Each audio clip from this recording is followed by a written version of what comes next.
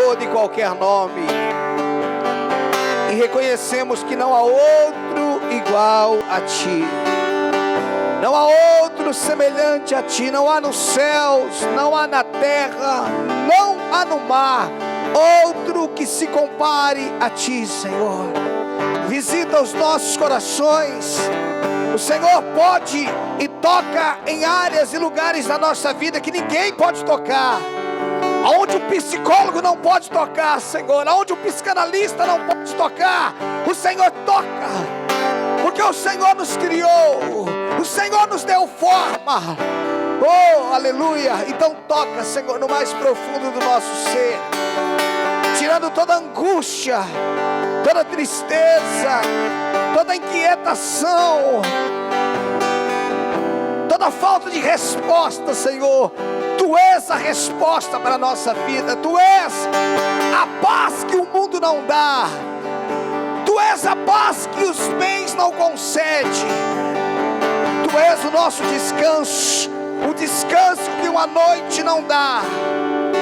Oh, Tu és o nosso sono em meia guerra. Tu és a nossa cura, Senhor.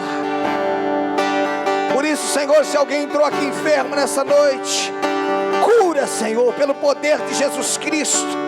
Que toda doença vá embora, que órgãos voltem a funcionar, que ouvidos sejam abertos, que olhos sejam abertos, da planta dos pés à cabeça. Nós confessamos a palavra do Senhor, a cura pelo poder de Jesus Cristo de Nazaré. Aleluia. Aplauda o Senhor, Ele é digno.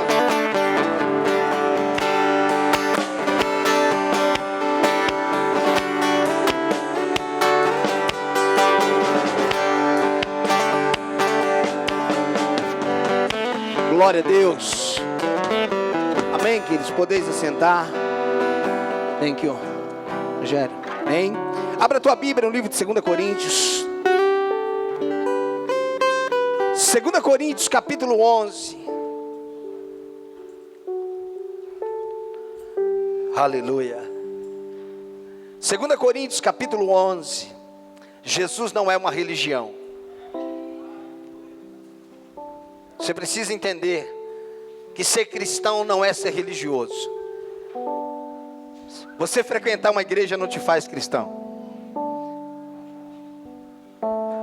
O que te faz cristão é quando você nasce de Cristo. Existem pessoas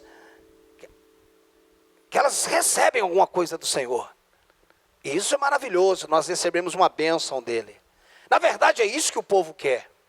O povo tem buscado Deus pelo que Ele faz. Porém, nada do que Deus faz, através das suas mãos, pode preencher você. Porque não é através do que Ele dá que nos preenche. É através do que Ele é. Não importa o que você adquire na vida, ou o que você vem adquirir. As pessoas, elas estão colocando a expectativa da sua felicidade naquilo que está para acontecer. E cada um cria a sua felicidade no próximo trabalho, no concurso que eu vou passar, no aumento de salário, na promoção. Ah não, eu vou ser feliz agora, eu vou casar. Eu vou ser feliz porque eu estou comprando meu carro. Não, isso traz alegria, felicidade. Felicidade é uma pessoa. Não tem homem na terra que faça uma mulher feliz. E não tem mulher na terra que faça um homem feliz. Como assim, pastor? Então você não casa para ser feliz. Você só casa quando é feliz. Porque quem é infeliz deveria viver sozinho. Porque o infeliz já incomoda muita gente. 2 infelizes incomoda muito mais. Uma mulher feliz, quando casa com um homem feliz, os dois são felizes. E eles não são felizes pelo que o outro dá. Porque felicidade não é o que você me dá por necessidade. Felicidade é o que você dá porque te sobra.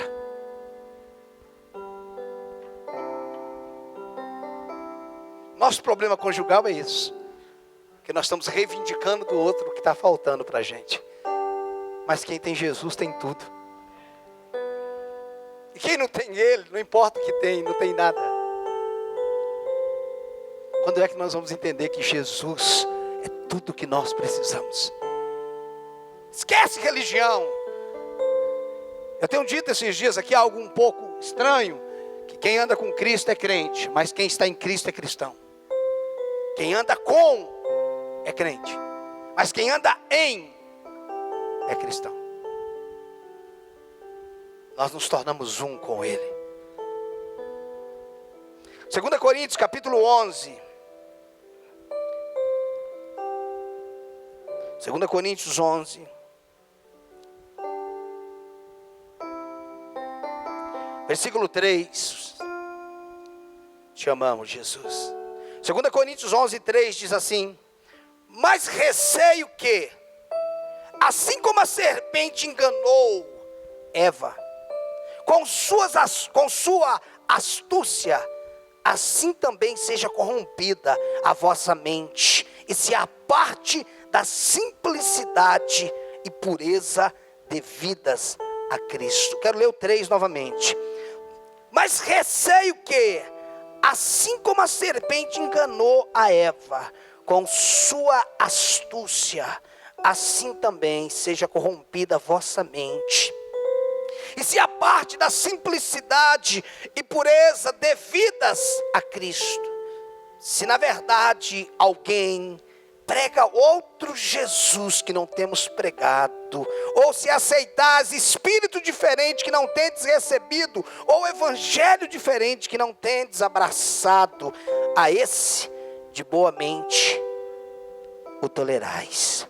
Porque suponho em nada ter sido inferior a esses tais apóstolos, e embora seja falto no falar, não sou no conhecimento, mas em tudo e por todos os modos vos tenho feito conhecer isso. É interessante que quando o homem foi criado, porque se nós não entendermos como tudo começou, você não vai saber como você é. É muito difícil você entender algo quando você pega algo pelo meio. Não é verdade?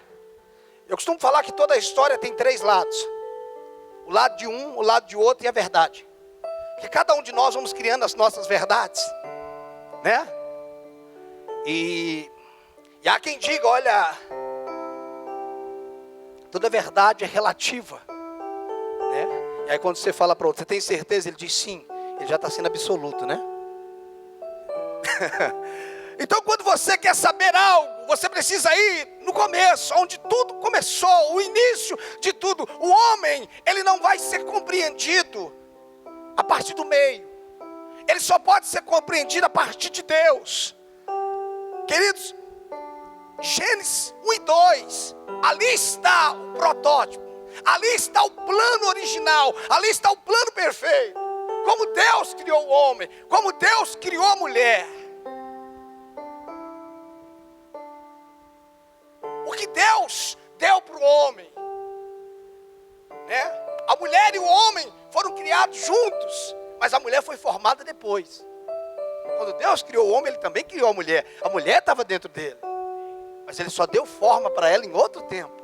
E por que Deus deu forma para a mulher em outro tempo? Eu não sei exatamente quanto tempo demorou para a mulher receber forma, mas ela já estava dentro do homem. Então quando Deus diz que não é bom que o homem esteja só, Ele não está falando que o homem estava tendo falta de alguma coisa. Porque parece que Deus criou a mulher porque o homem estava tendo falta de alguma coisa. Não era falta. Deus está falando, não é bom que o homem faça o que ele está fazendo sozinho. Deus não criou você para fazer nada sozinho. É por isso que o Pai é nosso, o pão é nosso. Quando nós entendemos a questão do reino, queridos, o reino não tem a ver só comigo, o reino tem a ver conosco. Amém? Nós não podemos receber nada que para em nós. Quando Deus cria o homem, a mulher foi criada junto, Ele só dá forma depois. E antes de Deus dar uma mulher para o homem, primeiro Deus dá presença, né? O homem, antes de receber a mulher, ele recebeu a presença de Deus.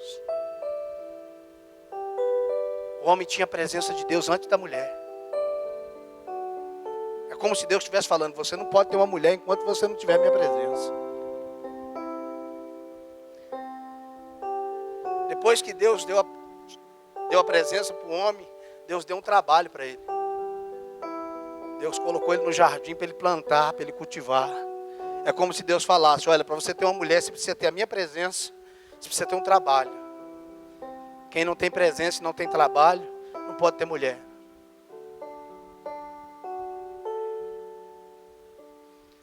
Uma molecada aí que não tem trabalho, não tem nada, está querendo mulher. Mulher é o financiamento mais caro e mais longo que você vai ter em toda a sua vida. Custa caro. E é um carnê que você pega no dia do casamento, só termina de pagar quando morre. Se for a mulher de Jó, ela não morre nunca. O que eu quero dizer, queridos, é que Deus primeiro se revela ao homem. Ele é o que o homem precisa acima da esposa. A esposa precisa de Deus antes do marido. Queridos, se nós não nos resolvermos com Deus, nós não vamos nos resolver na terra. Nós estamos tentando nos resolver nas coisas, no dinheiro, no trabalho. Nós estamos tentando nos resolver no segundo casamento, no terceiro. Nós não vamos nos resolver. Nós precisamos resolver aqui dentro. Nós precisamos nos linkar novamente com Deus que nos criou, que fez a sua imagem e a semelhança. O homem, a mulher não tinha falta de nada. Mas um dia a serpente, incorporada, tomada pelo demônio, enganou Eva, como nós lemos. E ela saiu da simplicidade. Ela passou a ter desejos. Ela perdeu, a sua mente foi corrompida. Ela deixou de viver através do que Deus falava. E ela passou a viver do que ela pensava. Foi aí que corrompeu a sua mente. Sabe, queridos, às vezes eu fico pensando, se tinha duas árvores no jardim, ou melhor, as duas árvores que se destacavam no jardim, era a árvore da vida e a árvore do conhecimento. Eu penso que se uma era a árvore da vida e se a outra matava, como é que era para chamar a outra árvore? Da morte, ué. Se uma é a árvore da vida, a outra é a árvore da morte. Mas uma é a árvore da vida e a outra é a árvore do conhecimento do bem e do mal. O homem, ele, por mais que ele sempre teve o livre-arbítrio, e Deus nunca tira o nosso direito de escolha. O homem, quando ele come, ou a mulher quando come e entrega ao seu marido, eles deixam de viver segundo Deus diz. E agora eles começam a viver pela sua inteligência, o seu conhecimento natural. O ser humano, presta atenção, desde o Éden, o ser humano está buscando felicidade. Os gregos, os pensadores, Sócrates, Aristóteles, Platão e tantos outros querem definir felicidade.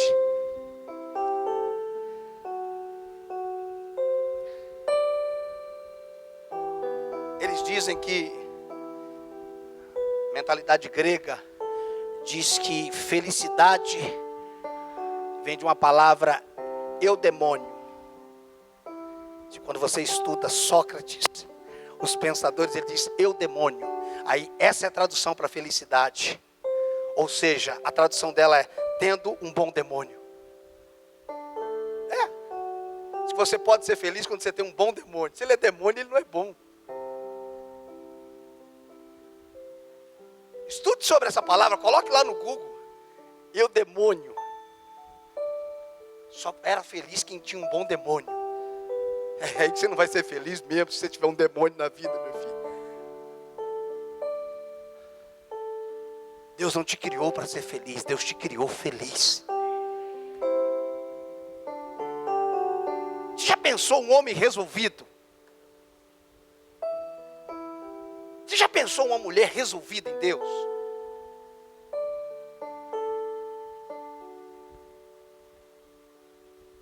Te falta o quê? Nada, eu tenho tudo. Tudo que eu preciso. Era assim que o homem vivia, ele tinha presença. Ele tinha relacionamento com Deus todos os dias. Queridos, quando nós pecamos através do primeiro Adão, nós, além do nosso espírito ter morrido, além de nós termos nos separado de Deus, nós passamos a viver pela intelectualidade, pelo raciocínio. A ciência está tentando explicar Deus. A ciência, querido, não explica Deus. Porque Deus não se explica. Deus se experimenta, Deus se prova. Você tentar explicar Deus, você não consegue. É a criatura tentando explicar o Criador. Como é que você vai explicar isso? Como é que você vai explicar um Deus tão grande, tão imenso? Por outro lado, eu penso que a ciência, ela tem mais fé do que a maioria de nós. Porque ela crê na teoria da evolução, né? E para você crer na teoria da evolução, você precisa ter mais fé do que para acreditar no que está na Bíblia. Porque ela é muito mais complexa. Né? Que o homem veio do macaco, que foi evoluindo, que foi não sei o quê. Eu acho que essa questão é questão de família. É muito pessoal isso.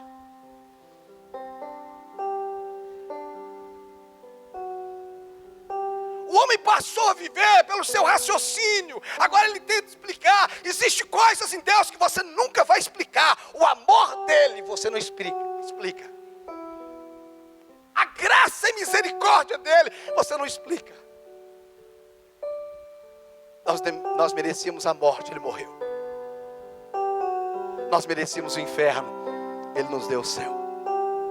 Nós merecíamos a maldição, ele nos abençoou. Nós merecíamos a doença, ele nos curou. Esta é a nossa condição, a nossa realidade.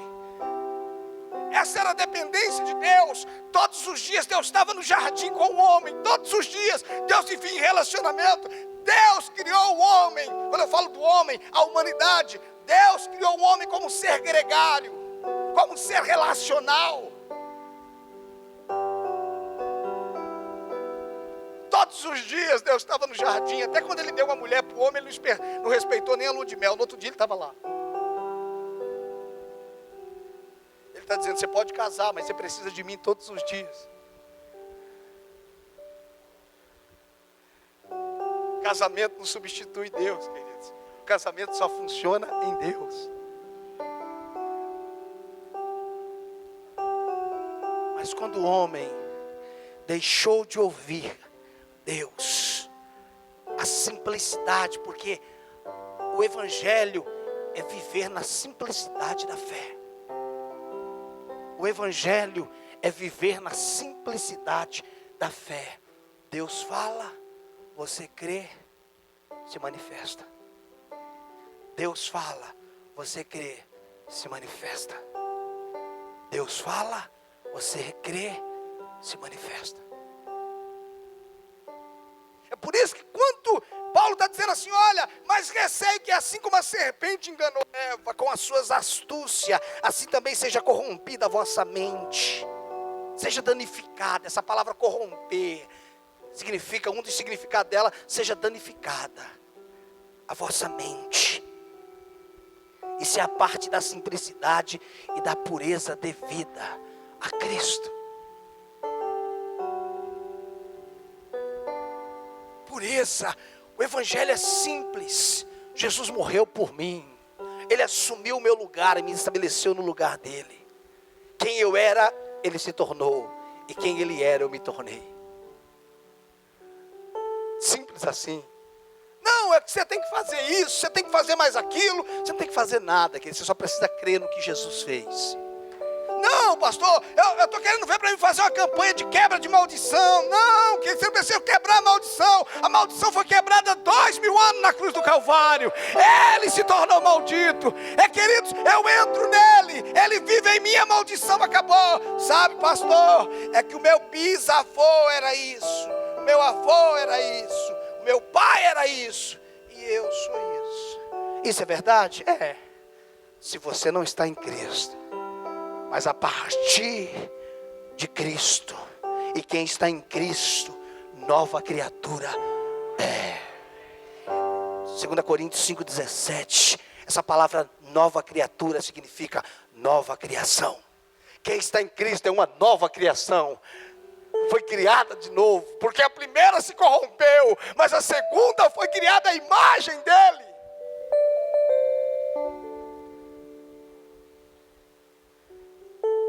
Ao nascermos de novo, e quando foi que nós nascemos de novo, pastor? Nós nascemos de novo quando nós aceitamos a Cristo.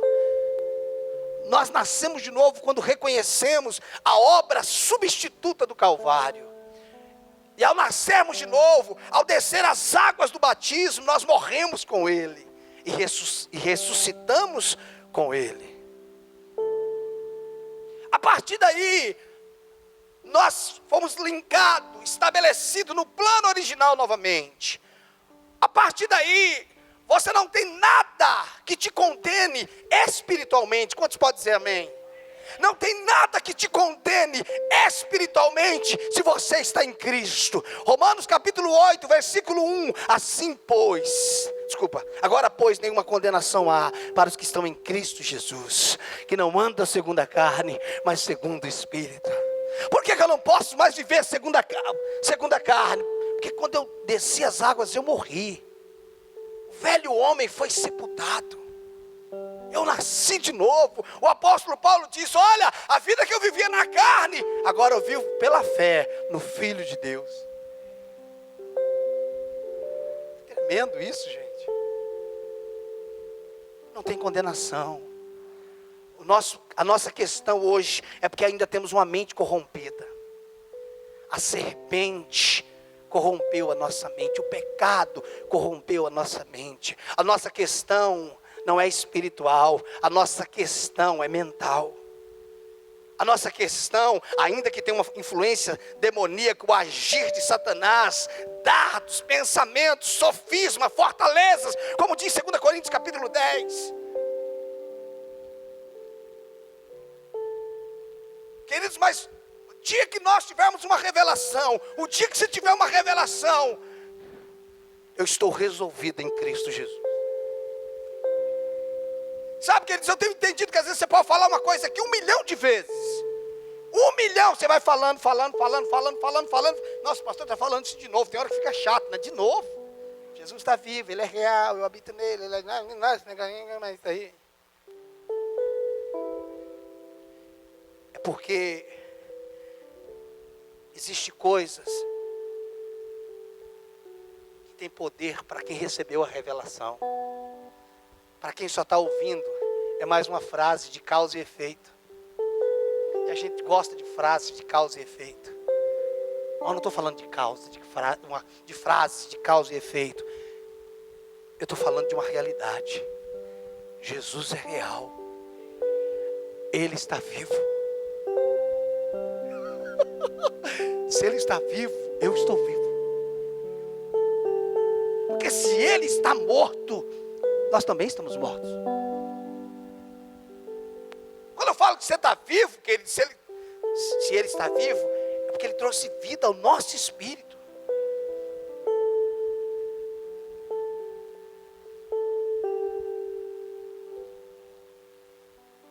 Ontem a gente estava em Barretos, numa reunião, e tinha um rapaz da igreja que estava lá. Eu comecei a falar sobre isso. Ele falou: se eu tenho alguma coisa sobre isso no site, eu quero ouvir. As pessoas estão sedentas para descobrirem quem são. Você não é o que você tem. Você não é o que você está passando. Você é o que Cristo diz que você é. Você está aonde Ele diz que você está. A minha grande alegria esses dias é entender a minha condição espiritual em Cristo Jesus. Pastor, mas eu ainda falho. Eu também falho. E aí, pastor? Lave-se no sangue do Cordeiro. Confesse os teus pecados, porque a permanência no pecado manda as pessoas para o inferno. Eu tenho gostado da música que o William tem cantado aqui.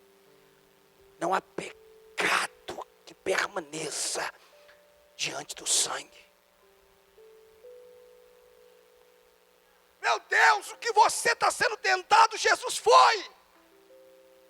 O que você está passando, Ele venceu. E quem está nele não vai vencer, já venceu. Ei, a minha luta não é para vencer. A minha luta é para crer que eu já venci. A minha luta não é para que Deus faça, é para que eu adentre no que Ele já fez. A nossa mente está corrompida. Nós precisamos parar de racionalizar e andar no que Deus diz. Ele diz, Ele falou. Eu não negocio a palavra de Deus com o que eu sinto. Essa deve ser a nossa confissão. Eu não negocio o que Deus diz com o que eu vejo. Eu não negocio o que Deus diz com o que eu ouço. Eu não negocio o que Deus diz com o sentimento no meu corpo. Você pode dizer amém? Queridos, não há nada que você sinta, veja ou ouça que seja mais real do que o que Deus diz. Não há nada que você veja, sinta ou ouça que seja mais real do que o que Deus diz. Não há nada que você veja, ouça ou sinta que seja mais real do que o que Deus diz. Não há problema que você entre que Jesus não tenha resolvido. Você deveria se alegrar com isso, porque é certo que a gente vai cair em rascada.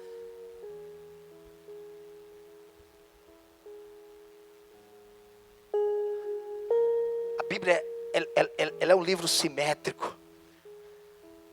Lá em Apocalipse, acho que Deus faz uma declaração através de João, que o diabo deve ter ficado de cara. Porque quando você olha para Apocalipse, a gente pensa 66 livros, né? O último livro, não é isso? Ainda que ele não está nessa ordem, né? Apocalipse foi escrito. O Evangelho de João foi escrito antes de Apocalipse. Ou melhor, João foi escrito depois de Apocalipse. Perdão, João foi escrito depois de Apocalipse. Quando chega lá em Apocalipse, imagina o diabo lá no Éden trabalhando, como a gente leu aqui, enganou a mulher, certo? Imagina o diabo dizendo, uau, agora a gente arrebentou com o homem, a gente acabou com o homem. Aí quando chega lá em Apocalipse, sabe o que Deus declara para João? Cordeiro morto. Quando? Desde quando? O diabo diz, arrebentei com o que Deus criou. Deus falou, você não sabe de nada, seu palhaço. Antes de você fazer ele pecar, eu já resolvi o problema dele. Você não está entendendo isso?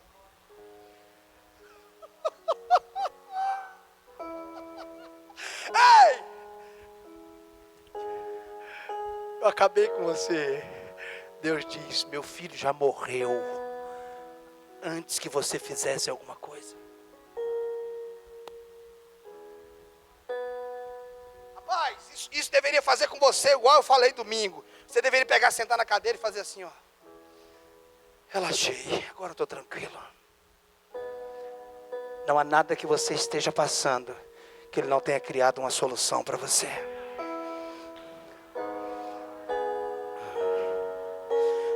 Não há problema que você esteja passando que Ele não tenha uma solução para você. Primeiro ponto, não entre em desespero. Segundo, mergulhe intensamente na oração e na palavra. Terceiro, Ele vai te dar a resposta disso que você está passando. Abra a tua Bíblia no Salmos 19. Rapaz, a cada dia que passa eu fico mais apaixonado por Jesus assim.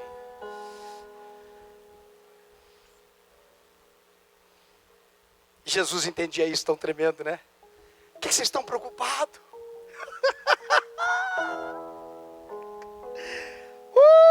Por que vocês estão preocupados? Vocês estão ansiosos? Olha as aves do campo. Elas não semeiam, não fazem nada. Meu Pai cuida delas. Quanto mais de vocês. Deus cuida de mim, Deus cuida de você. Você tem um pai. O melhor de Deus está na sua paternidade. O melhor de Deus está na sua paternidade. Abba Pai, Abba Pai, Paizinho querido, Abba Pai. Paizinho querido, Abba. Você consegue chamar ele de Abba? Paizinho.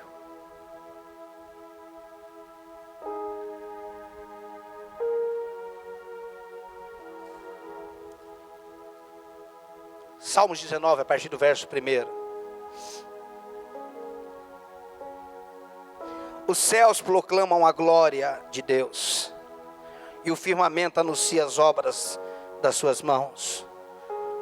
Um dia discursa outro dia, e uma noite revela o conhecimento a outra noite.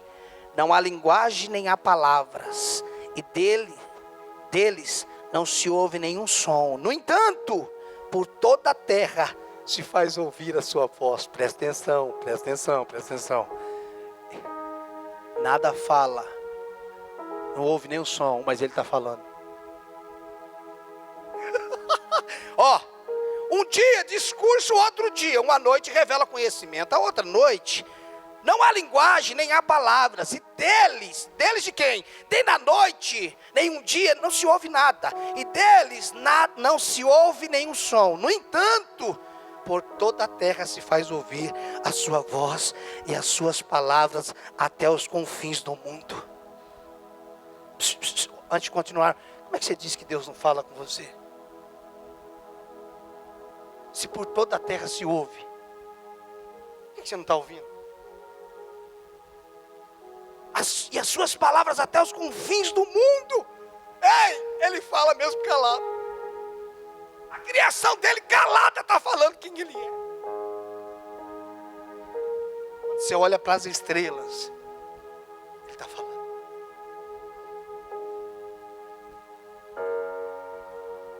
Quando você olha para o dia, ele está falando. Quando você olha para a criação, como se explica a formação de uma criança no ventre de uma mulher? Não se explica. Mas quando você vê a formação, Deus está falando. Por isso que a Bíblia diz: toda a terra está cheia da tua glória. Ou seja, eu vejo o Senhor em tudo quanto o Senhor criou.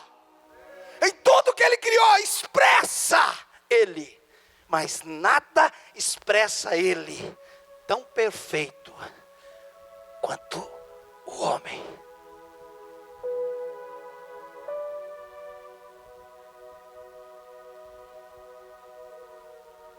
O Senhor nos revele quem nós somos nele.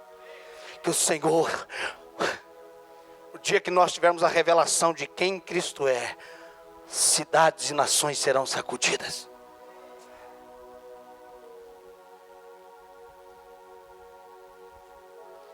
Ah, pastor, a gente precisa fazer alguma coisa, um culto de libertação. Não, querido, precisa de culto de libertação, não. Precisa de culto de unção, porque aonde tem luz, o que acontece com as trevas?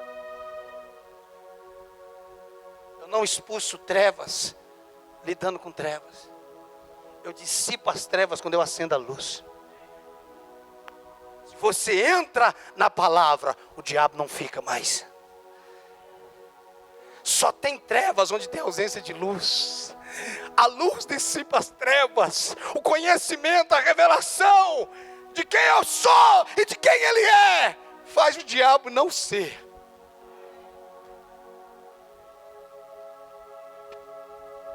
Fica aí dizendo: ó céus, ó dia, ó azar, tadinho de mim. Ah, meu pai me abandonou. Eu não tive chance na vida. Tua história não começou no teu pai, não começou na tua mãe. A tua história começou em Deus. Vamos continuar lendo. O qual, como noivo que sai dos seus aposentos e se regozija como um herói a percorrer o seu caminho, principia numa extremidade dos céus, até a outra vai o seu percurso e nada refoge ao seu calor. Olha o que diz o 7, que lindo! A lei do Senhor é perfeita e restaura a alma. A alma tem a ver com mente. O que é que foi corrompido lá no Éden? A mente. A lei lei do Senhor, a palavra de Deus é perfeita. Quando você fala de restauração, você fala do quê? Estado original. A lei, a palavra de Deus, me leva para o estado original de quem eu era, de quem você era, de quem nós éramos antes do pecado. Através da palavra, eu volto lá para o Éden. Eu volto lá para o Gênesis, capítulo 1 e capítulo 2. A lei do Senhor é perfeita e restaura a alma. O testemunho do Senhor é fiel e dá sabedoria aos simples. A sabedoria está com quem, gente? Simples. Sabe onde é que está o segredo do Evangelho? Na simplicidade. O segredo do Evangelho está na simplicidade da fé. Olha, nós vamos fazer isso daqui, nós vamos quebrar e não sei o que, e disso daqui vai mudar a sua vida. Não, querido, não, você não entendeu. Não venha com nada complexo. Jesus morreu na cruz do Calvário e ressuscitou. Ele resolveu todos os meus problemas. O que não está acontecendo na minha vida não tem a ver com o que Ele não fez ou o que eu preciso fazer. Tem a ver com o meu nível de fé.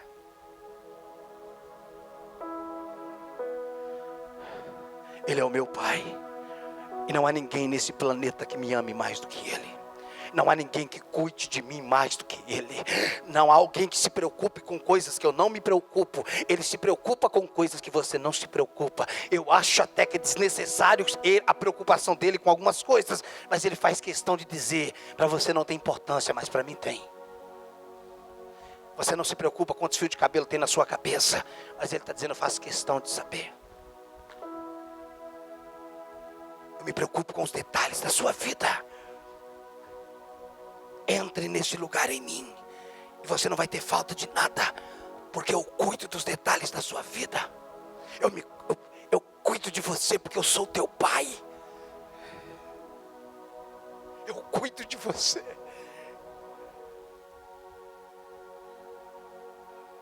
Os preceitos do Senhor são retos e alegra o coração. O mandamento do Senhor é puro e ilumina os olhos. O temor do Senhor é límpido e permanece para sempre. Os juízos do Senhor são verdadeiros e todos igualmente justos. São mais desejáveis do que o ouro, mais do que muito ouro depurado, e são mais doces do que o mel e o destilar dos favos. Além disso, por eles o quê? Pelo mandamento do Senhor. Além disso, por eles se admoesta o teu servo em os guardar, e a grande recompensa. Quem há que possa discernir as próprias faltas? Absolve-me das que me são ocultas, também da soberba guarda o teu servo. Que ela não me domine, então serei irrepreensível e ficarei livre da grande transgressão. As palavras dos meus lábios sejam agradáveis na tua presença, Senhor, rocha minha e redentor meu.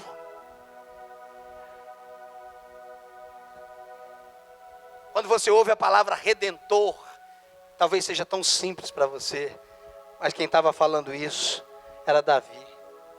Ele não tinha redenção. Porque só tem redenção a partir de Cristo. Davi não sabia o que era redenção, mas ele chama ele de Redentor.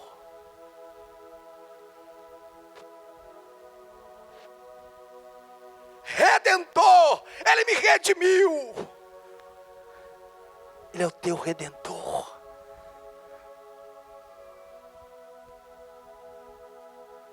A lei do Senhor é perfeita. Deus quer restaurar a nossa maneira de pensar. Deus quer restaurar o nosso comportamento. Nós precisamos nos comportar como filhos de Deus. Nós precisamos ter uma linguagem de filho. Nós precisamos ter condutas de filhos. Nós precisamos descobrir quem nós somos. Se nós não mudarmos a nossa maneira de pensar, nós seremos pessoas com espírito livres, com mente cativa. Se nós não mudarmos a nossa maneira de pensar, através da renovação da palavra, através da oração, se nós não mudarmos a nossa maneira de pensar, nós seremos pessoas com espírito curado e com a mente enferma. Queridos, preste atenção que a medicina está falando. Queridos, olha o que está no noticiário. Queridos, não se fala apenas de uma corrupção. Termina um assunto sobre uma corrupção, entra na corrupção da merenda. Depois sai da corrupção da merenda, entra na corrupção dos trens.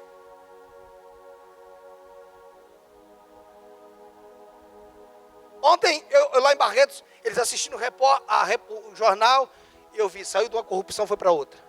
Saiu de uma, foi para outra. A corrupção é reflexo de quem está corrompido. Deixa eu te falar uma coisa. Corrupção no Brasil virou cultura.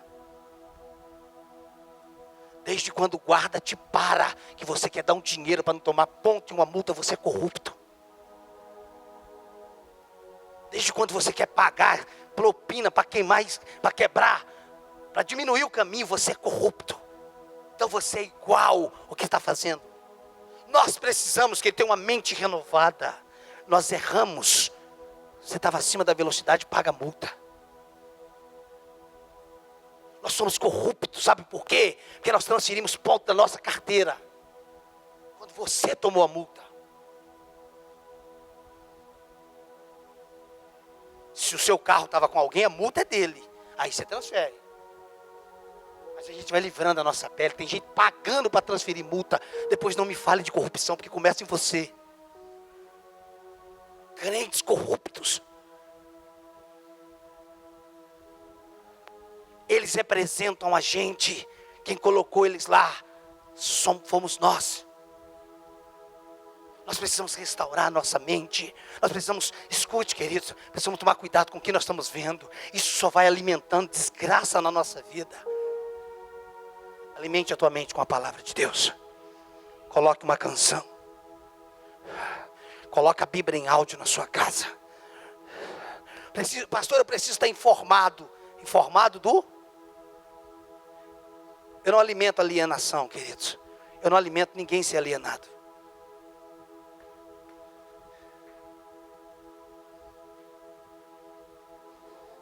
Mas tem coisa que não está te informando, está te deformando. A lei do Senhor é perfeita e restaura a alma. Eu quero trazer à memória Lamentações 3:21, que pode me dar esperança. Eu vou me alimentar da palavra. Eu vou viver o que Deus diz. Sobre o meu casamento, sobre a minha família, sobre a minha mesa, sobre o meu celeiro, sobre os meus negócios. Deus diz, eu creio, Deus diz, e eu creio no que Ele tem para mim. Ainda que a minha alma possa titubear, ainda que a minha alma possa oscilar, vou confessar a Tua palavra, eu vou confessar a Tua verdade. O problema é que a gente se acostumou com cultos, nós se acostumamos com igreja. Nós podemos estar ouvindo uma palavra como essa, e é mais uma palavra que nós estamos ouvindo. Mas nós podemos receber uma palavra como uma revelação. Isso muda a minha vida. Isso muda a minha história. A verdade para o teu casamento é o que Deus diz. A verdade para os teus filhos é o que Deus diz. A verdade para os teus celeiros é o que Deus diz. A verdade para a tua saúde é o que Deus diz. Nunca abra mão de uma só palavra do que Ele te diz. Ele diz que eu sou curado, eu vou até o fim, confessando quem eu sou curado em Jesus Cristo. Ele diz que eu sou bendito, não há nada que vá anular isso da minha vida.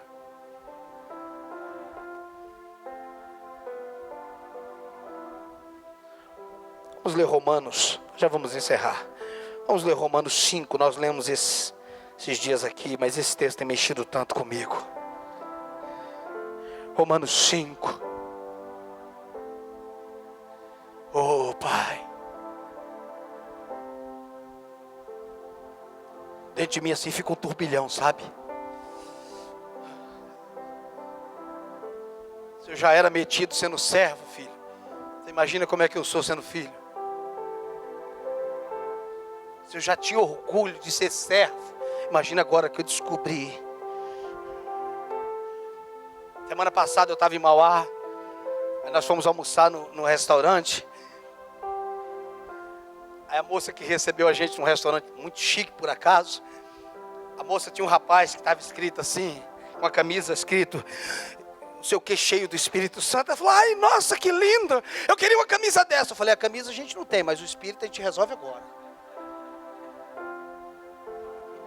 Eu falei, a camisa a gente não tem aqui não, mas o Espírito a gente resolve agora. A gente já ora, você fica cheia aqui agorinha. Pediu, levou. Não tenho camisa e nem ouro, mas o que eu tenho eu te dou. Eu tenho alegria de ser cristão. Eu tenho alegria de ter nascido de novo. Eu tenho alegria, privilégio de saber que Jesus morreu em meu lugar, que Ele pagou uma dívida impagável. Eu não tinha condições de pagar, mas Ele pagou, e agora eu não devo nada. Rapaz, você sabe o que é isso? Eu não devo nada. É difícil encontrar alguém que não deve nada, não é? Tem camarada que deve tanto que se ele chamar a mulher de bem, o banco toma. Mas espiritualmente, se você está em Cristo, espiritualmente, se você está em Cristo, você não deve R$1. O que o senhor está falando, pastor? Que não há nada que o diabo possa cobrar de você.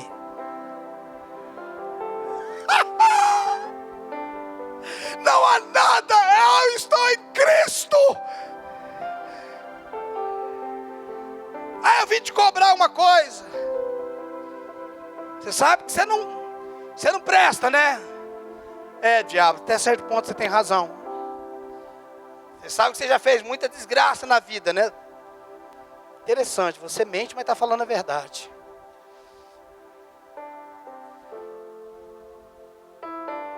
O que mais, diabo? Eu não prestava, mas Ele se tornou imprestável para que eu pudesse prestar. Ele pagou o que eu não podia pagar. Ele se tornou o que eu e você éramos, para que nós nos tornássemos como Ele é.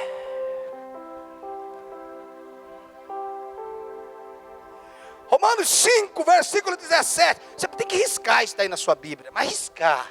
Se tiver uma canetinha verde aí, risca assim, ó. Não é pecado riscar a Bíblia não. Pecado é não ler. 5,17 diz assim: se pela ofensa de um e por meio de um só reinou a morte reinou por causa de um homem chamado Adão, muito mais os que receberam a abundância da graça e o dom da justiça reinarão em vida por meio de um só, a saber, Jesus Cristo.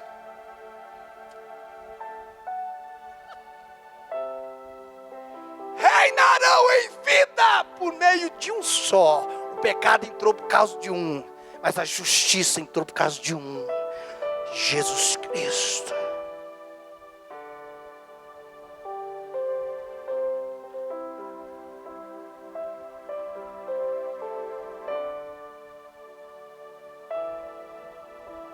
Está tudo feito.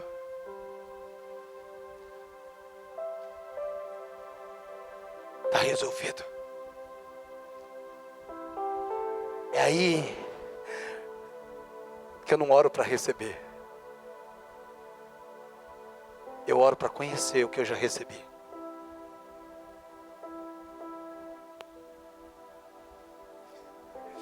Deus é maravilhoso, cara. Quando você olha para Lucas capítulo 15, a parábola do filho pródigo, 2 filhos, um fez tudo errado e no final deu tudo certo. O outro fez tudo certo, no final deu tudo errado.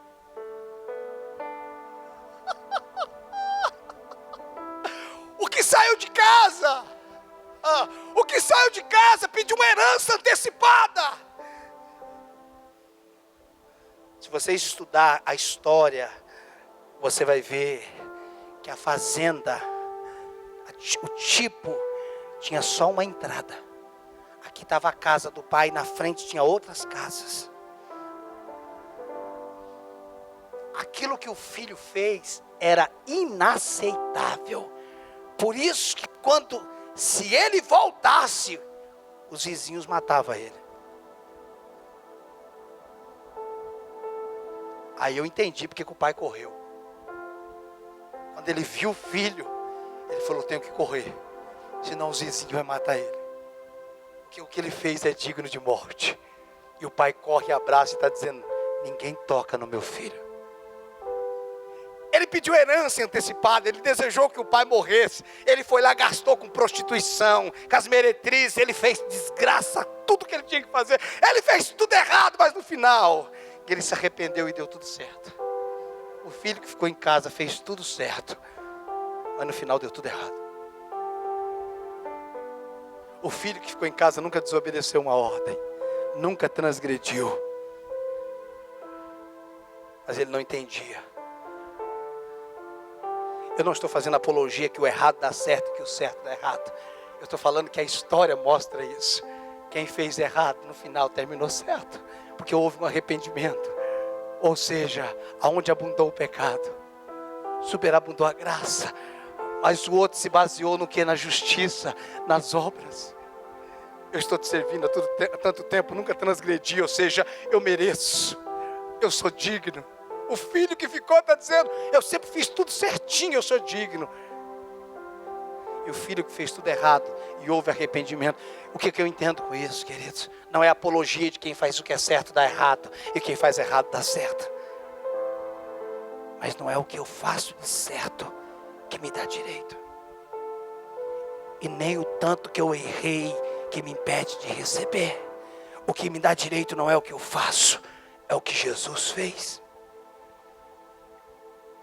O que me dá direito de receber não é o que eu faço. Se você for bom, Deus te abençoa. Deus abençoa os bonzinhos. Não é assim que a mãe fala para os filhos? Papai do céu não gosta que faz isso. E papai do céu gosta que faz o quê? Papai do céu não gosta de menino ruim. Então ele gosta dos bons. E se ele gosta dos bons, de quem que ele gosta?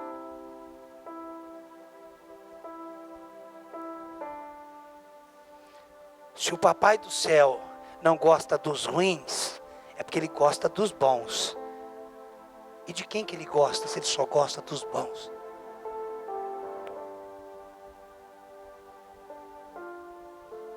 E isso não é bíblico, sabe por quê? Porque quem muito ama, muito perdoa. Quanto mais ele perdoou, mais amor revela.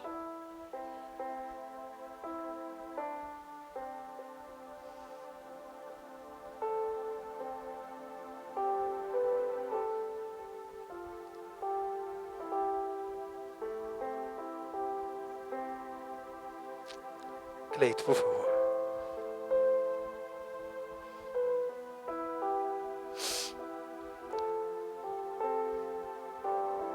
Não faça nada para vai te abençoar. Simplesmente creia que Ele te abençoou.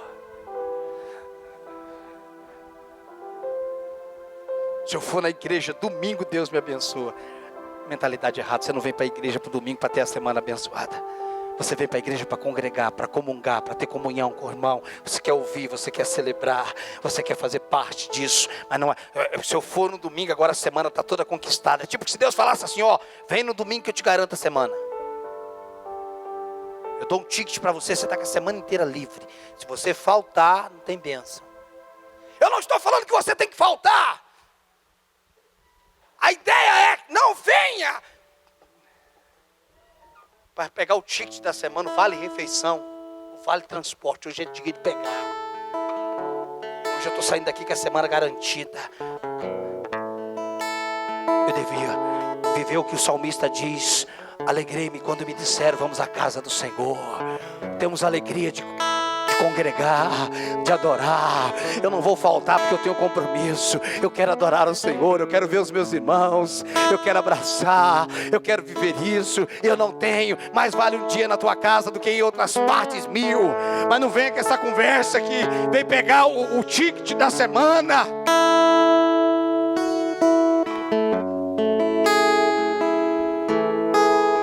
Mente renovada. Cristo me justifica quando eu entro nele, pelo reconhecimento da morte substituta na cruz do Calvário. Vamos colocar de pé em nome de Jesus.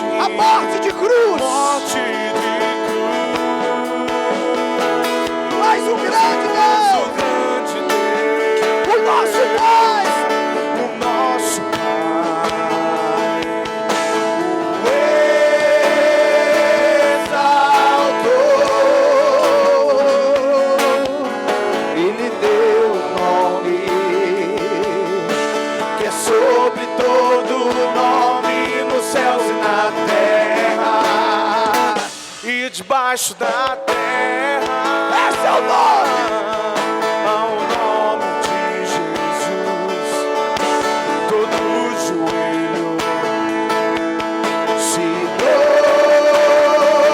dobrará e toda língua confessará que Ele é o Senhor.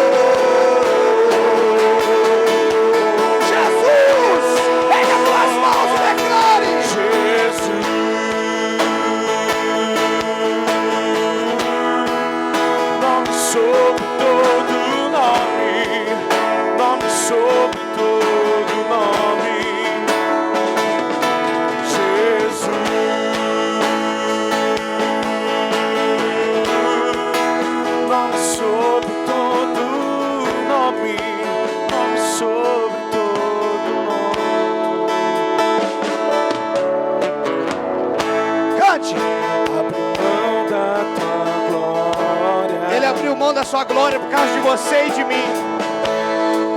E semelhante ao homem se esvaziou, servo tornou, e assim mesmo se humilhou como filho até a morte, morte de cruz. mas o grande Deus, o nosso Pai,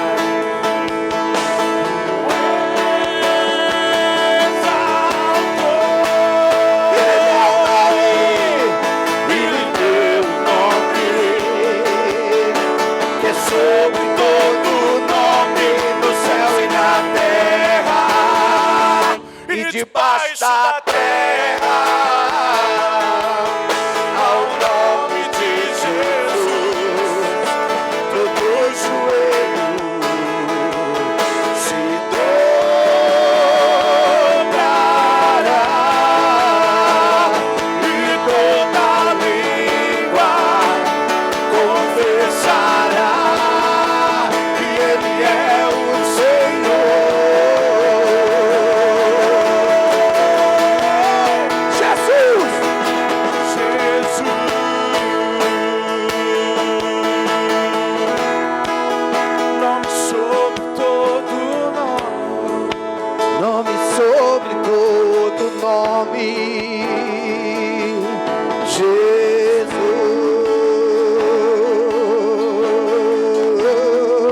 aleluia. Sobre todo nome, sobre todo nome,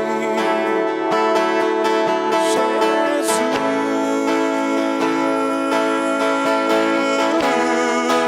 Nome sobre todo nome, nome sobre todo nome. Seu nome é maravilhoso, conselheiro, Deus forte, Pai da eternidade, e príncipe da paz. Seu nome é maravilhoso, conselheiro, Deus forte, Pai da eternidade, e príncipe da paz. Seu nome é maravilhoso, conselheiro, Deus forte, Pai da eternidade, e príncipe da paz. Seu nome é maravilhoso, conselheiro,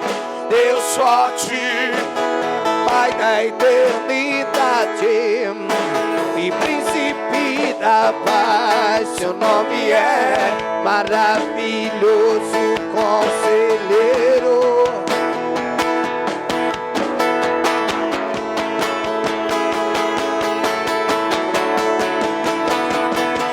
seu nome é maravilhoso, conselheiro, Deus forte, Pai de eternidade, príncipe da paz. Seu nome é maravilhoso, conselheiro, Deus forte, Pai de eternidade, e príncipe da paz.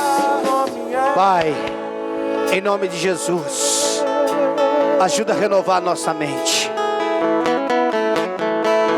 ajuda a restaurar nossa mente, a nossa maneira de pensar, ajuda a alinhar as nossas emoções, os nossos sentimentos, as nossas vontades. Senhor, restaura, Senhor, essa mente que foi corrompida pela intelectualidade humana, pela intelectualidade racional, bruta e diabólica, como diz Pedro. Senhor, que nós possamos voltar para a Tua palavra.